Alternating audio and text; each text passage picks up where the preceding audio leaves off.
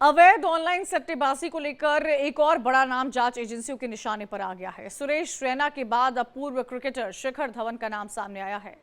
One x बेट नाम की अवैध बेटिंग ऐप से जुड़ने के आरोप में इनसे पूछताछ हो रही है। सवाल यह है कि क्या उन्होंने इस प्लेटफॉर्म का प्रचार किया और क्या इसके बदले कोई वित्तीय लेन देन हुई। इस पर देखिए इंडिया डेली की ये खास पड़ताल। ऑनलाइन बैटिंग ऐप मामले में ईडी ने गुरुवार को शिखर धवन पूर्व क्रिकेटर भारतीय टीम के थे, उनको पूछताछ के लिए ईडी दफ्तर बुलाया। सुबह तकरीबन 11 बजे पूर्व भारतीय क्रिकेटर शिखर धवन ईडी दफ्तर पहुंचे और तकरीबन 8 घंटों से ज़्यादा की पूछताछ के बाद शिखर धवन ईडी के दफ्तर से निकल गए। हालांकि अगर इस पूरी पूछताछ की बात की जाए तो इस पूरी पूछताछ में जो ईडी है वो 1x बेट जो है वो ऑनलाइन बैटिंग ऐप उसको लेकर जो मनी लॉन्ड्रिंग का पूरा मामला था उसे लेकर लगातार अपनी जांच को आगे बढ़ा रही है और तमाम दूसरे क्रिकेटर्स और जो साउथ के जो सुपरस्टार्स हैं, बॉलीवुड के सुपरस्टार हैं, उनके बयान ऑलरेडी दर्ज कर चुकी है।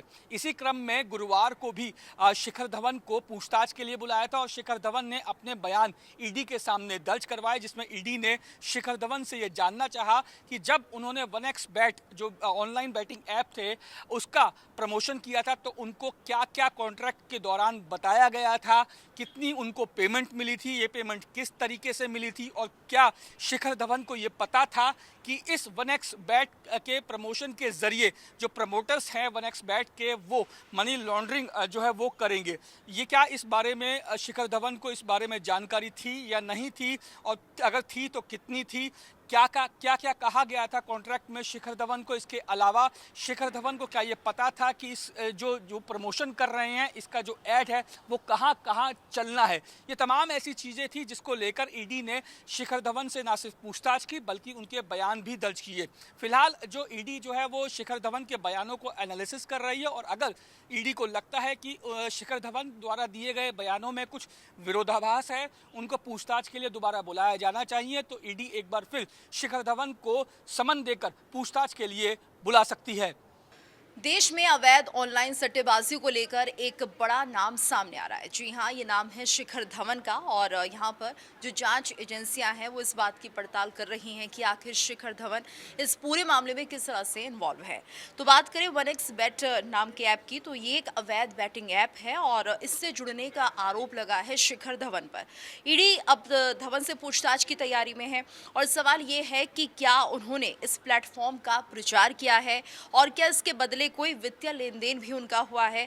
साथ ही शिखर धवन जो कि 39 वर्ष के हैं, लंबे समय तक भारतीय क्रिकेट टीम का हिस्सा वो रहे और खबरें जो सामने आ रही हैं उनके मुताबिक कुछ विज्ञापनों में उनका नाम और चेहरा इस ऐप के साथ जुड़ा पाया गया है।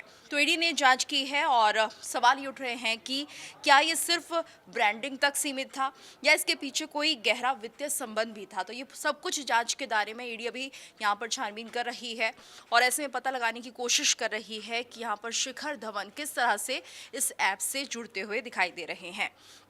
वहीं अगर हम बात करते हैं पीएमएलए की, यानी कि धन शोधन निवारण अधिनियम की, तो इसके तहत उनसे पूछताछ होगी और पूरी डिटेलिंग उनसे ली जाएगी कि आखिर वो इस ऐप के माध्यम से किस तरह से जुड़े हैं, क्या वो सिर्फ यहाँ पर ऐड कर रहे हैं या फिर उनके नाम का इस्तेमाल उनसे पूछ कर किया जा रहा है। तमाम ऐसे सवाल होंगे जो उनसे पूछे जाएंगे। तो यहाँ पर क्या शिखर धवन को इस ऐप के प्रचार के बदले पैसे भी मिले हैं, ये भी एक बहुत बड़ा सवाल है जो उनसे पूछा जाएगा। और साथ ही साथ क्या उन्होंने जानबूझकर इस ऐप से जुड़ाव दिखाया है, दिलचस्पी दिखाई है, ये भी एक बड़ा सवाल होगा जो कि शिखर धवन से पूछताछ में सामने आएगा इसका जवाब। और ये मामला जो है यहाँ तक सीमित नहीं है क्योंकि ईडी ने इससे पहले भी कई नामों को तलब किया है और हाल ही में पूर्व क्रिकेटर सुरेश रैना का नाम भी सामने आया जिसमें कि ईडी ने उनसे भी पूछताछ की है और इसके अलावा कई कंपनियां और डिजिटल प्लेटफॉर्म्स भी इस जांच के दायरे में आ चुके हैं।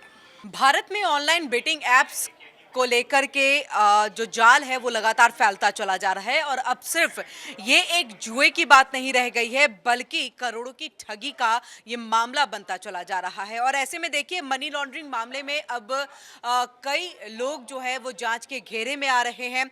ईडी यानी कि प्रवर्तन निदेशालय ने इस पूरे नेटवर्क पर शिकंजा कसना अब शुरू कर दिया है और इसी के तहत देखा जाए तो आज शिखर धवन के ऊपर में शिकंजा कसा। इससे पहले जो है रैना से तमाम तमाम सवाल जवाब जो है वो किए गए थे। और इन अवैध प्लेटफॉर्म्स यानी कि बेटिंग एप्स की जो हम बात कर रहे हैं, ये अवैध प्लेटफॉर्म्स है। इसका आरोप है कि इन्होंने न सिर्फ करोड़ों निवेशकों को चूना लगाया, बल्कि टैक्स चोरी और हवाला जैसे मामलों में भी देखिए इनकी गहरी संलिप्तता जो है वो नजर आई थी। ऐसे में देखिए ईडी की जांच में ये बात सामने आई है कि कई ऑनलाइन बेटिंग एप्स जो हैं, जैसे खासतौर से परी मैच की हम बात कर ले, तो ये सब इसमें शामिल है और मनी लॉन्ड्रिंग के अड्डे ये बन चुके हैं। इनके जरिए भारी मात्रा में काले धन को सफेद किया गया है और ये सब कुछ जो है डिजिटल विज्ञापन, सोशल मीडिया प्रचार और फर्जी कंपनियों के माध्यम से अंजाम दिया गया। सबसे बड़ा सवाल ये है कि क्या इस प्रचार अभियान में शामिल फिल्मी सितारे या फिर हम क्रिकेटर्स की बात कर ले, इनको जानबूझ करके नेटवर्क का हिस्सा बनाया जा रहा है या सिर्फ एक प्रचार समझ करके अपने चेहरे को इस्तेमाल करने की इन्होंने इजाजत दी है? ये सवाल है जो कि ईडी के सामने में भी है। अब ऐसे में इसी वजह से देखिए ईडी की नजर इन सभी सेलिब्रिटीज के एंडोर्समेंट पर है, जिनके जरिए इस प्लेटफॉर्म को बढ़ावा मिला है। शिखर धवन जिनसे पूछताछ, जिसका जिक्र मैंने पहले ही किया कि उनसे पूछताछ जो है वो शुरू हो चुकी है और वहीं रैना से जो है पहले पूछताछ का दौर चल चुका है। इस बीच में विशेषज्ञों के मुताबिक भारत में ऑनलाइन बैटिंग का जो बाजार है वो 100 अरब अमेरिकी डॉलर से भी ज्यादा का हो चुका है। हर साल तकरीबन देखिए 30% की रफ्तार से ये सेक्टर जो है वो बढ़ रहा है। और वहीं सरकारी आंकड़ों की अगर हम बात कर ले, यानी कि गवर्नमेंट की तरफ से जो डेटा दिया गया है उसके अनुसार वर्ष 2022 की अगर हम बात करें, वहां से लेकर के 2025 तक में 1524 ऑनलाइन बेटिंग ऐप और जुए वाले जो प्लेटफॉर्म्स हैं उनको ब्लॉक करने का आदेश जो है वो जारी कर दिया गया था। ये संख्या देखिए कितनी ज़्यादा है। वहीं देश में करीब 22 करोड़ लोग किसी न किसी ऑनलाइन बेटिंग ऐप से जो है वो जुड़े हुए हैं और इसमें 11 करोड़ लोग नियमित जो है इस पे जो है इसका इस्तेमाल करते हैं, उपयोग करता है ये। तो सोचिए अगर इतने बड़े पैमाने पर ये कारोबार अवैध रूप से चल रहा है तो उसका असर सिर्फ आर्थिक नहीं बल्कि सामाजिक तौर पर भी और नैतिक स्तर पर भी होने लगा है। जांच फिलहाल जारी है, कई लोग जांच के घेरे में आने वाले हैं, लेकिन तस्वीर अभी अधूरी है। ऑनलाइन सट्टेबाजी एक ऐसा खेल जो सिर्फ मैदान पर ही नहीं बल्कि मोबाइल पर भी खेला जाता है, जिसमें पैसे करोड़ों तक के लगते हैं, यानी दांव करोड़ों तक का लगाया जाता है। और अब डिजिटल सट्टेबाजी जो है वो बहुत तेजी से देश में फैल रही है और इसी गहरे जाल में कई खिलाड़ी और कई फिल्मी सितारे जो हैं वो भी शामिल हो रहे हैं। ईडी यानी जिसे हम प्रवर्तन निदेशालय कहते हैं कि जांच में एक बात सामने आई है कि देश के कई सारे क्रिकेटर्स और फिल्मी कलाकार भी इस सट्टेबाजी में शामिल हैं। ऑनलाइन सट्टेबाजी का मतलब मोबाइल ऐप या फिर वेबसाइट के जरिए कैसीनो या फिर किसी दूसरे इवेंट पर दांव लगाना। आप क्रिकेट मैच में किसी भी टीम पर अगर आप $200 का दांव लगाते हो या 100 रुपए का ही दांव लगा लेते हो या 200 रुपए का दांव लगा लेते हो और अगर आप जीतते हो तो एक बड़ी रकम जो है वो आपको जीत में हासिल होती है। और यही वजह है कि ऑनलाइन सट्टेबाजी को लेकर युवाओं में खासकर उत्साह बहुत ज्यादा तेजी से बढ़ रहा है। पारंपरिक सट्टेबाजी की तरह इसमें भी कैसीनो या क्लब जाने की जरूरत नहीं, बस एक ऐप को डाउनलोड अपने मोबाइल में करना है और फिर खेल शुरू। और यही डिजिटल सुविधा अब एक बड़ा धोखा बन चुकी है। ईडी की रिपोर्ट के मुताबिक केसी वीरेंद्र नाम के कर्नाटक के एक शख्स द्वारा चलाई गई ऑनलाइन सट्टाबाजी साइट्स की कुछ ही महीनों में कमाई जो थी वो 2000 करोड़ की हो गई। ये जो प्लेटफॉर्म्स हैं ये फर्जी ई कॉमर्स कंपनियों और पेमेंट गेटवे के जरिए अवैध तरीके से कमाई करते हैं। इस पूरे खेल में दुबई से लेकर भारत तक का कनेक्शन जो है वो शामिल है। कई वेबसाइट्स, कई फिनटेक कंपनियां और इसके अलावा जो सेलिब्रिटीज एंडोर्समेंट इनके मुख्य हथियार बने हैं।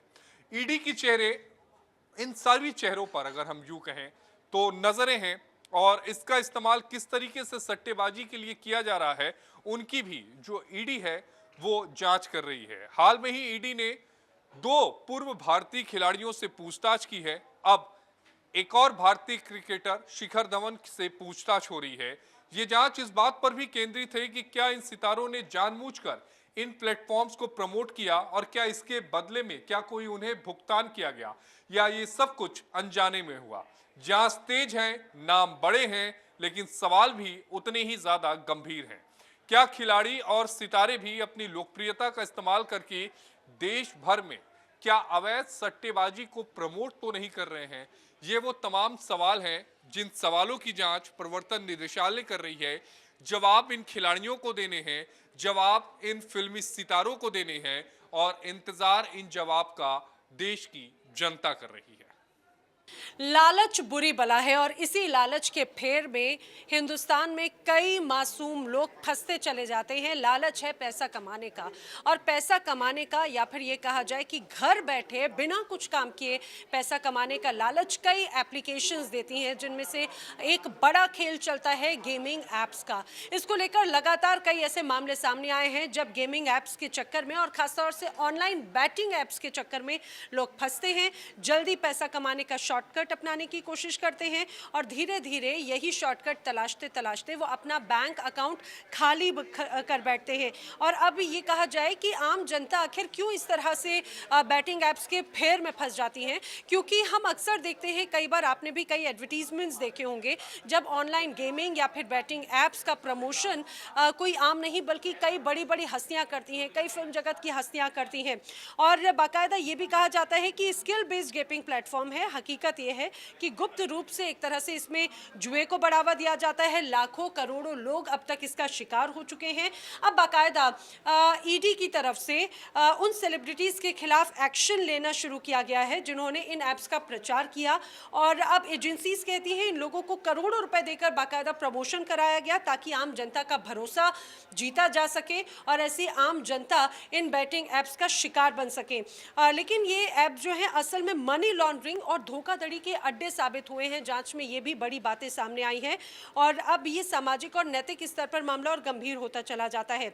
अगर मैं भारत की बात करूं तो ऑनलाइन सट्टेबाजी अब एक लगभग 8.5 लाख करोड़ रुपए का बाजार बन चुकी है, यानी कि 100 अरब अमेरिकी डॉलर से ज्यादा। हर साल बाजार 30% की दर में वृद्धि करता है।